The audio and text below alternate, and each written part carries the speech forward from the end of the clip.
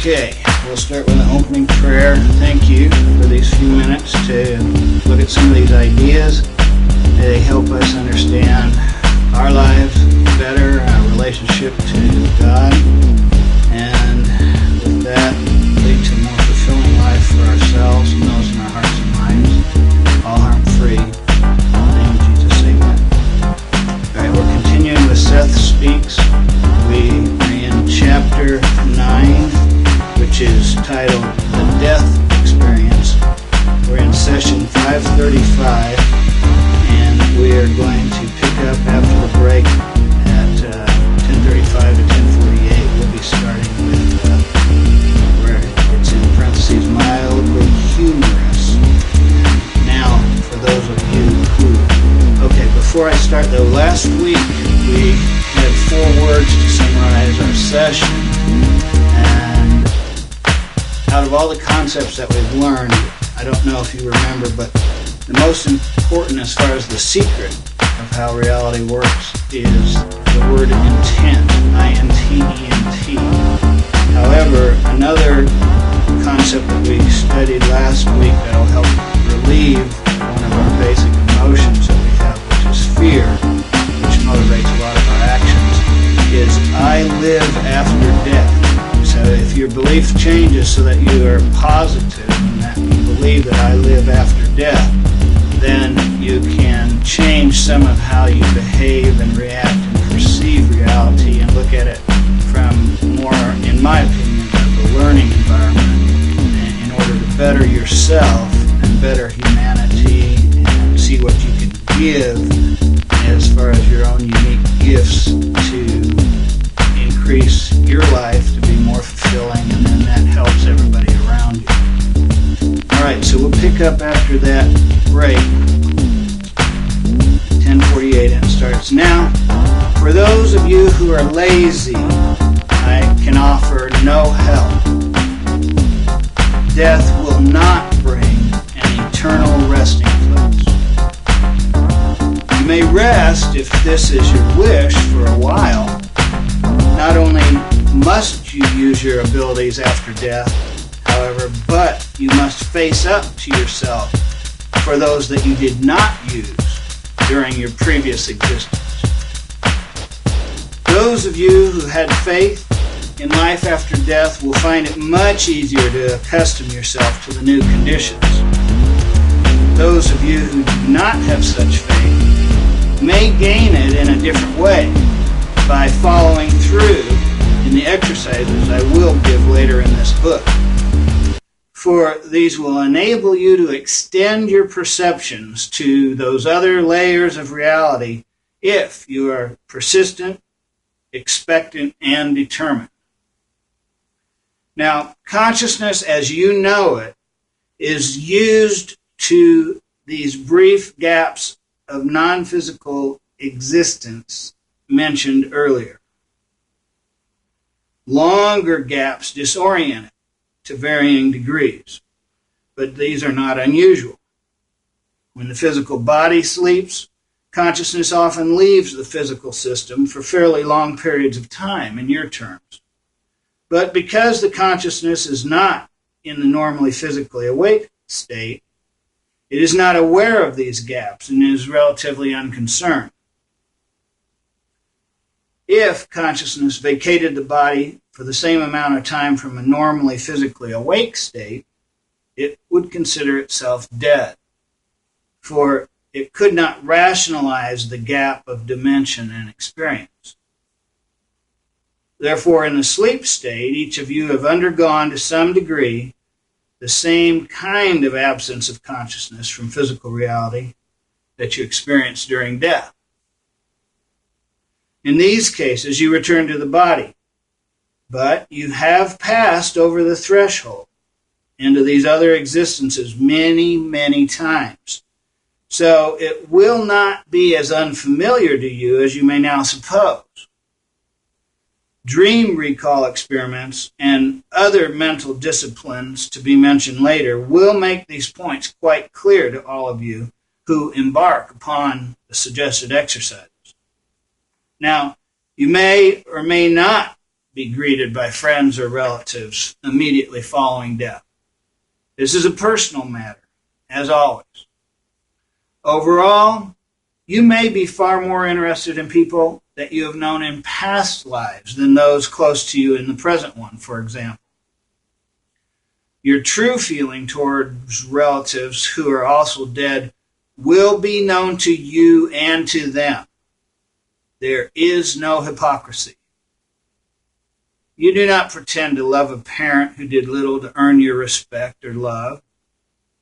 Telepathy operates without distortion in this after-death period, so you must deal with the true relationships that exist between yourself and all relatives and friends who await you. You may find that someone you considered merely an enemy actually deserved your love and respect, for example.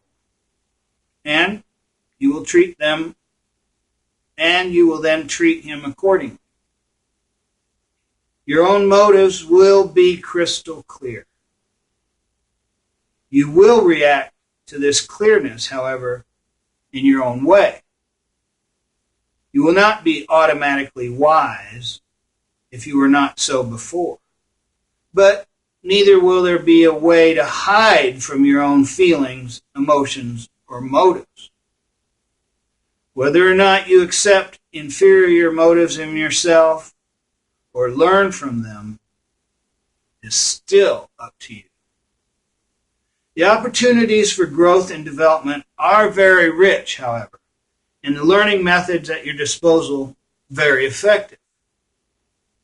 You examine the fabric of the existence you have left, and you learn to understand how your experiences were the result of your own thoughts and emotions, and how these affected others. Until this examination is through, you are not yet aware of the larger portions of your own identity. When you realize the significance and meaning of the life you have just left, then you are ready for conscious knowledge of your other existences.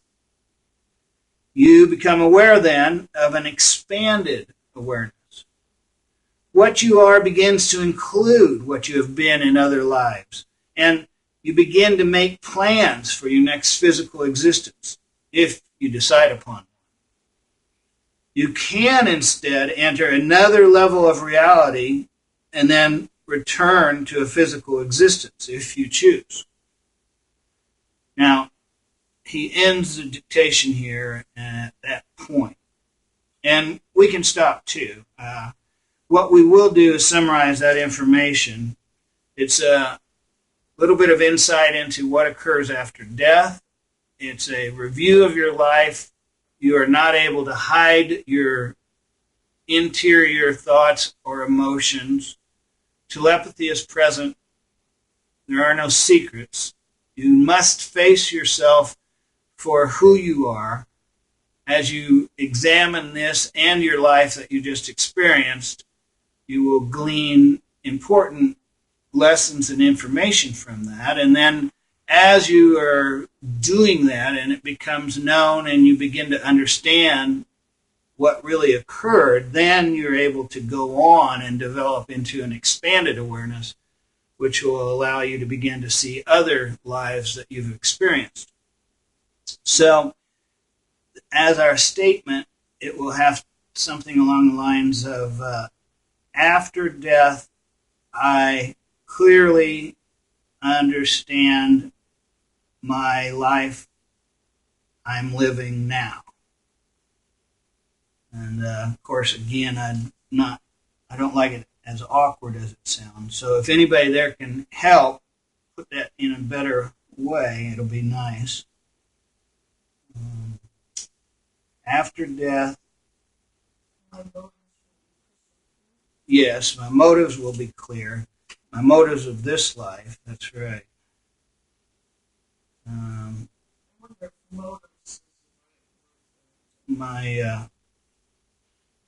He uses the word feelings, your true feelings. After death, my feelings become known.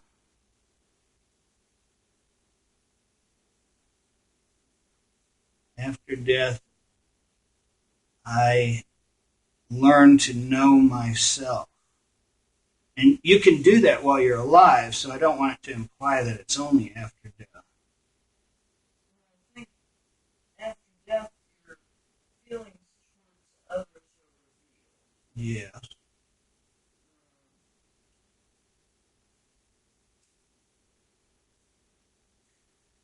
We are very secretive about ourselves. Sometimes we do a self-evaluation.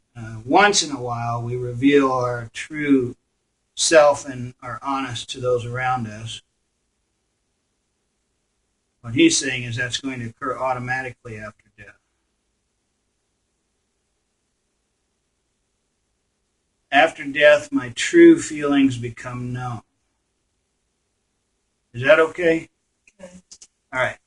After death, my true feelings become known. And I do want to make it clear, you can do that while you're alive if you choose.